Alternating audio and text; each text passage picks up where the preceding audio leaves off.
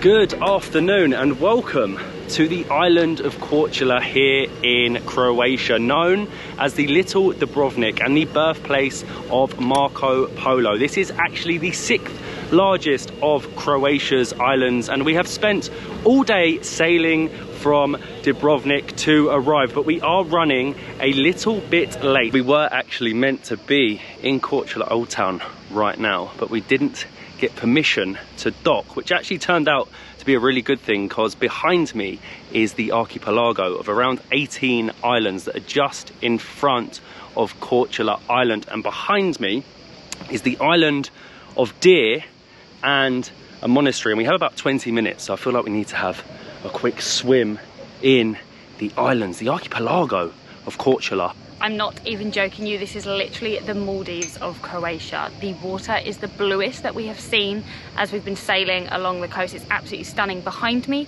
you have Badia, which is actually, as Matt has already told you, the island of Deer and a Gothic monastery. But we were actually going to try and head over there because you can get water ferries over, but now we don't necessarily have to, so it's not all bad. Sometimes you make a good thing out of a bad, and this was definitely that, swimming amongst the 18 islets. But hopefully, fingers crossed, we can enter the island soon, because we do have a wine tour to make.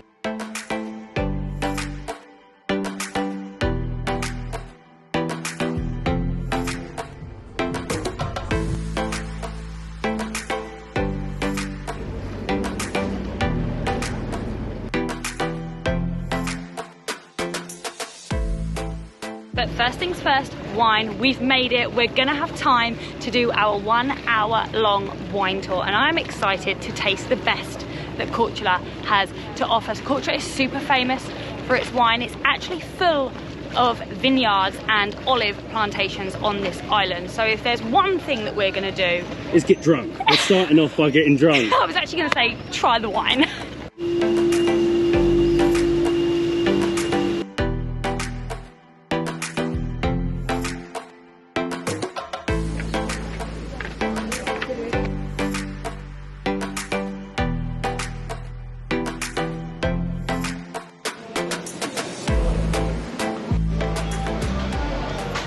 We have a few questions for you. Have you ever received a huge data roaming bill after one of your trips abroad? Have you frantically been searching for free Wi-Fi in order to order a taxi or to check out the directions on your maps? And have you ever wasted your time standing in a queue to get your SIM card activated? Well, we have done all of those things, and if you have too, then we are so glad to share with you Airalo. Airalo offers eSIMs for over 200 countries. These can be easily downloaded and installed to your smartphone. You can be connected the second you land, and it was literally created to make our lives easier, which it does. For us, getting a SIM card in each country that we visit can be really, really frustrating. But with Airalo, we can literally choose our desired plan in one of the countries and literally have it ready and turned on as soon as we arrive at our destination. You can actually save $3 off of your first SIM, which is absolutely amazing, might I add, by using our code, or you can use our QR code on the screen. We will be using it on our next trip, and we've used it on our past trips because it is just that good. What are you waiting for? If you'd told me an hour ago we were going to make this, I would have called you a madman, but we have made it. Welcome to Buka. Or Boca wine bar. I think there's a lot of different places you can go and try it. This is where we're going to be doing it, and I'm very excited to explore the old streets because they just look absolutely beautiful. We have a 5 o'clock. Actually 4 different wines, 1 rosé, 2 whites and 1 red. We will, I choose something lighter, something very fresh, refreshing, especially for this kind of weather. So we will start with the beautiful rosé from the last harvest, the local rosé from this island. Enjoy, guys. Živeli. This is so cool. We're just sat on the little side street, and we're actually going to be trying 4 different wines today. Now, the very first one is a rosé, and he said that this is like a very special grape. You can harvest it early, it's sweet, and it gives you a weaker alcohol flavour. So it's perfect for us, as it's hot. It's like a summery wine. It's very delicious. we also got a local charcuterie board of meat. So these are local meats from the island, and this looks so good. I feel like this is like a sujuk, a dried sort of salami. You need it. Oh, hold on. Wash it down with the wine. We're so uncultured. Thank you so much.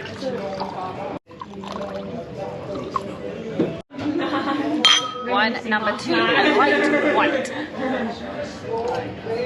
Number 3, our second white, 13.5%. Different ingredients inside, like if you want a sweeter one, then you add sugar. Number 4 is a red. It should have chocolate notes, and it's about 7 years old, and he opened it this morning because he said it needs to be open for a few hours. Let me taste. I'm not sure. I think after 3 they all just blend into one. Very nice. It is good. Do you know what I love? 1 glass. Sometimes when you do a tasting, you might get 3-4 glasses, so you can leave a little bit, but not here in Croatia, Korcula. You've got to finish your drink before you get the next one. Well, from thinking we weren't going to have any wines to having 4 blooming wines, that was so much fun, and I'd highly recommend it. If you're coming to Korcula, you need to try their world famous, or at least Balkan famous wine, and you've got to go to Boca. They were so nice in there, but it's made me really hot. That red at the end, I am absolutely boiling. So we have come down to the city's beach with the old town behind me, the old walls, fortress dating back to the 15th and 16th century. But for some reason, they managed to have these stunning beaches right in front of the old town. It's absolutely gorgeous. My one downside, it's probably our fault, you know, we didn't bring a towel. So I'm just wondering, how on earth am I going to get in? And actually, this is the first time. Quick dip and then explore. Quick dip and explore, but it's the first time that it's not like big stones and rocks and pebbles. It's actually just, what would you call that? Like rocky slate. It's also so unique. Can you believe that we are currently stood on a beach alongside the city walls of the little tower and fortress? It's amazing. Oh, this is so needed after 4 wines in the hot July Croatian sun. And I mean, what a beach. Like, look at this backdrop.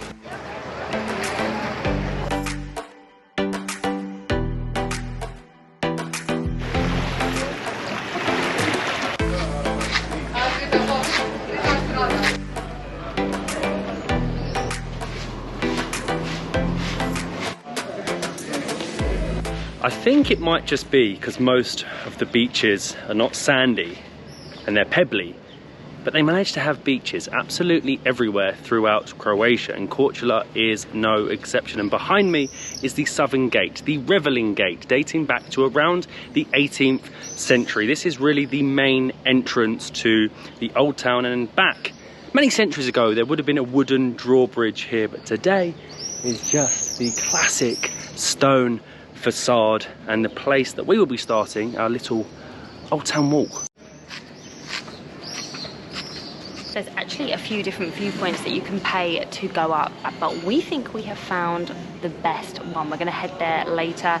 I feel like this could be our favourite town that we've visited so far. It's a lot quieter, it's still as beautiful. In fact, it's probably more beautiful because it's a lot smaller, but there's a lot less people, which makes things much more enjoyable.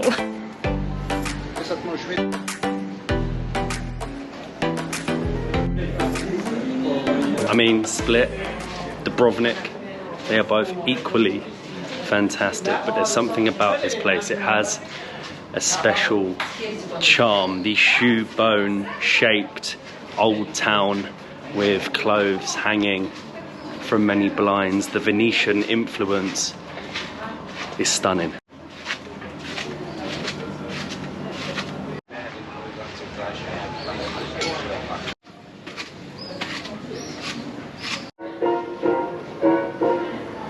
Honestly, there's tiny little squares that are so beautiful. Behind me you have the St. Mark's Cathedral, and it actually has the highest viewpoint in the whole of the old town in its bell tower. But as I told you, we're not going to be heading there.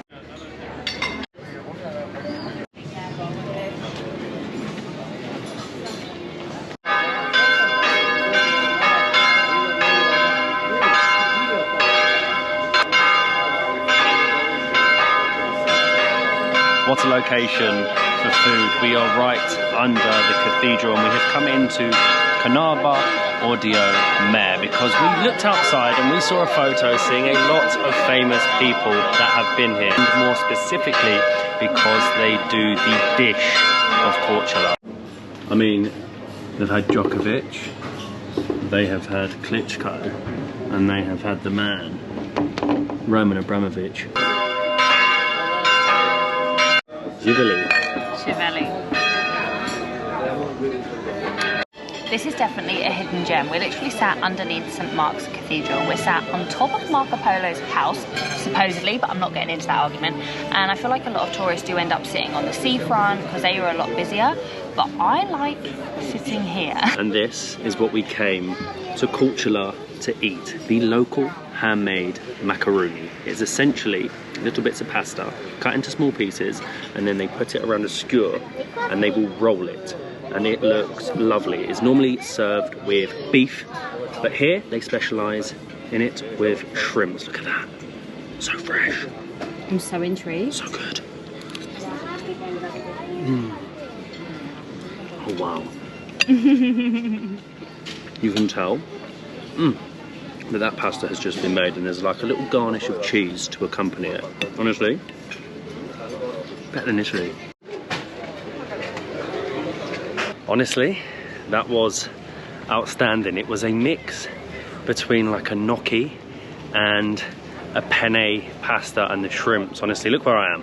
You're not going to get any fresher than that. But like I said, we didn't go up the other viewpoints because we were saving the best for last, which is right behind me in the old city walls fortress.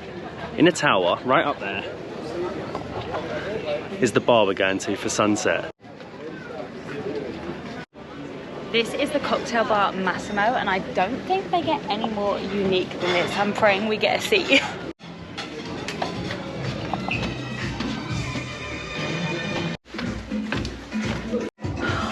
Check this entrance out. I'm not sure I can do it after eating all that pasta.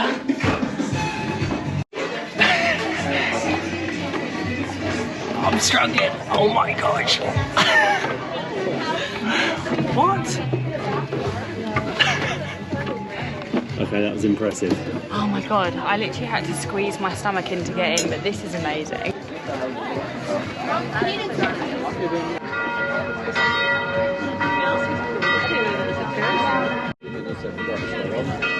This is the coolest thing ever. Not only are we in an old tower connected to the old city walls, but they actually have a pulley system to get their drinks out, so you don't have to walk up the stairs. Look at this. And there they are.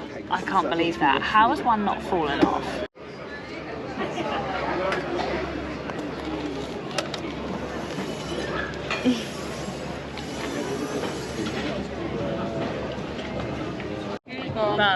Well, thank you. Italy. Not only are we in a 15th century medieval tower, the sun is starting to set, and I think I've ordered the wrong cocktail. Look at the colour of that. It's good though.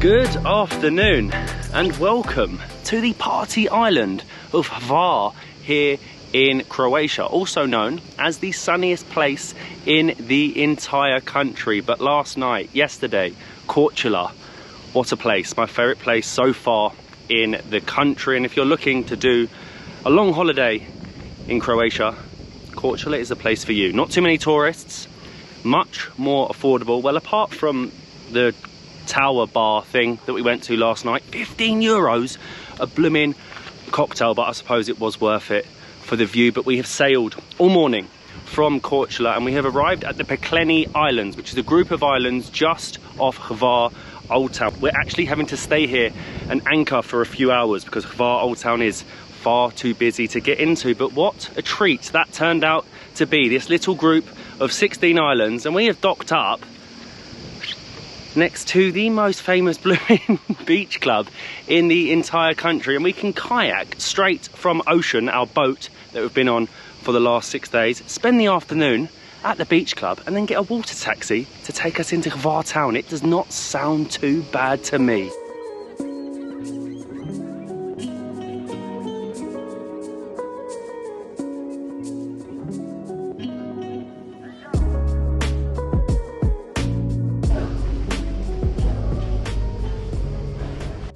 We are prepared. We have spare clothes, we've got wet bags, we've got our equipment. Now we have the kayak. Now all we need is us in the kayak. Don't paddle the same side. Go around. You've done this before.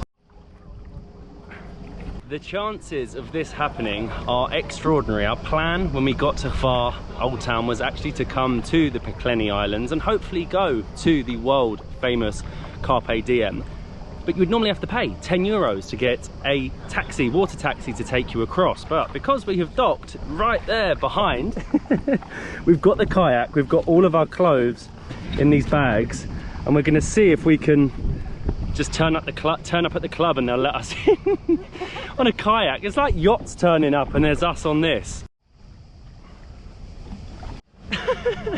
We're going past all of the yachts.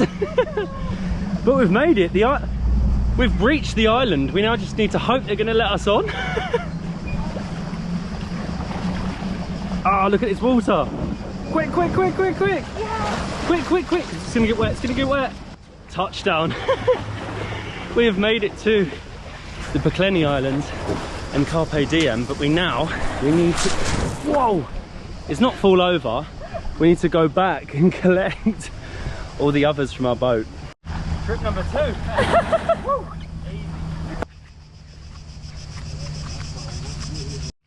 That has got to be the unclassiest way someone has ever turned up at a beach club. I can't believe it. I can't believe us two. We stormed the island. You've got yachts, you've got super boats, and then you've got me and Matt on a kayak.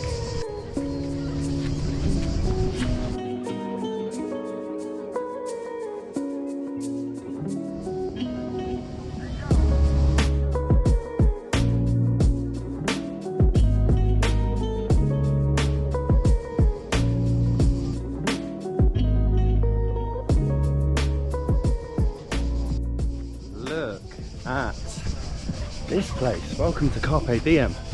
So of an evening, this place until 5 AM. This is the dance floor for the nightclub.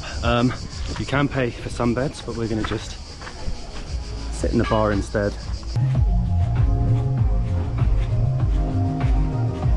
Zivali. Zivali, cheers. Surprisingly cheaper than we thought. Only 8 euros.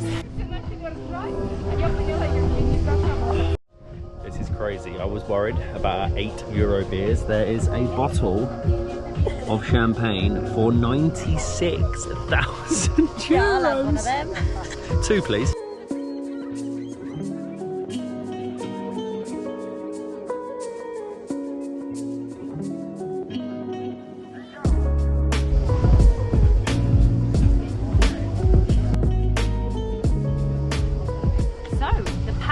Islands, actually meaning Hell Island, but I cannot relate. More like paradise. I'm not sure why they're called Hell Island. I don't know the reasons behind it, but they're absolutely stunning. Again, obviously no beaches here in Croatia, so you just have rocks, clear water, and a drop or off. A pebbly beach. Or a pebbly beach. But this beach club it's a bit of us. Relaxing, chilling, swimming, eating, and more relaxing. I was actually a bit nervous coming here. I was expecting it to be a little bit pretentious, loud, booming music, but it's not that. It's very chill. You can come here, get something to eat, a couple of cold beers, and you can go for a swim right there in the bluest of waters on the Pakleni Islands. I don't think I could come here at midnight for the nightclub, but in the day it really is paradise.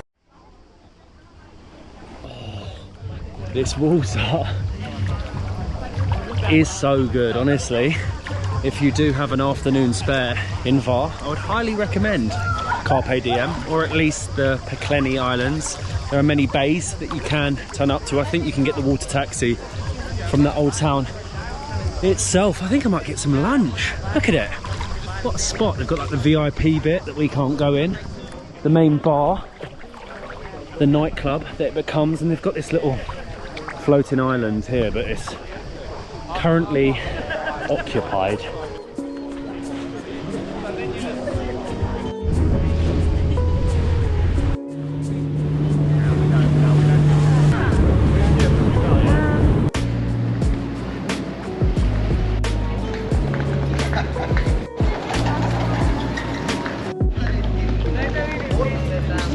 I could have stayed there all day.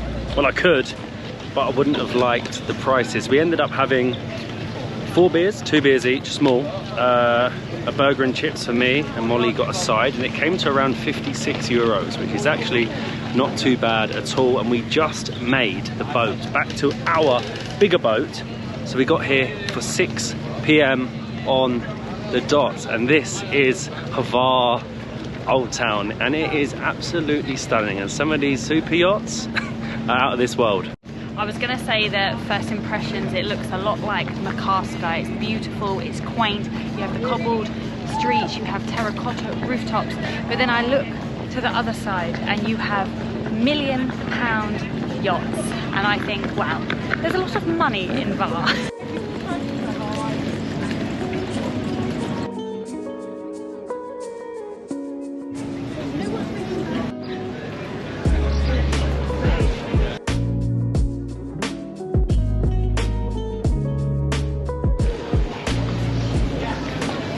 As soon as you get off the marina, you come to St. Stephen's Square, which is just equally as beautiful, and apparently it is the largest piazza in the region of Dalmatia. I'm not sure the square felt particularly bigger than any other square that I've been in so far in Croatia, but it does feel very Italian. It has that Italian feel, lots of people out having drinks, having food, but because we haven't got too long in Hvar, we've only got a few hours now because we docked at around 6 p.m. we are heading up to the fortress above the city, and these old streets are stunning. Honestly, this island actually won most beautiful island in Europe in 2019 and 2021, and you can see why.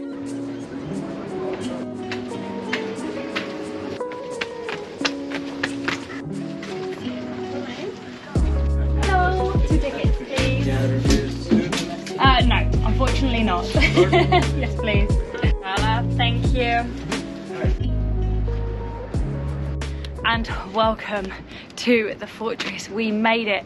It was a hot and sweaty walk, but the views are definitely worth it. It was 10 euros each to get in, and this fortress dates back to the 16th century. There's a couple of names for it. They call it the Fortica and they call it the Spaniola. Apparently there is a rumour that there were some Spanish engineers working on it during the 14th century or something like that, and that's why they believe it's called Spaniola, but I'm going to stick to calling it the fortress.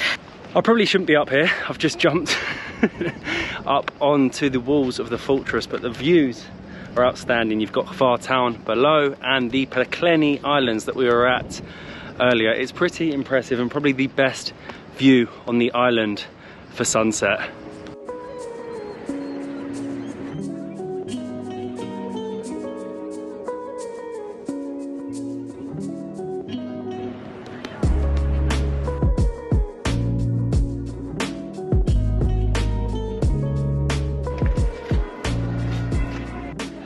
Everyone must be partying, because up here it's relatively empty. I've probably only seen 5 or 10 other people. They must be down on their super yacht, living it up.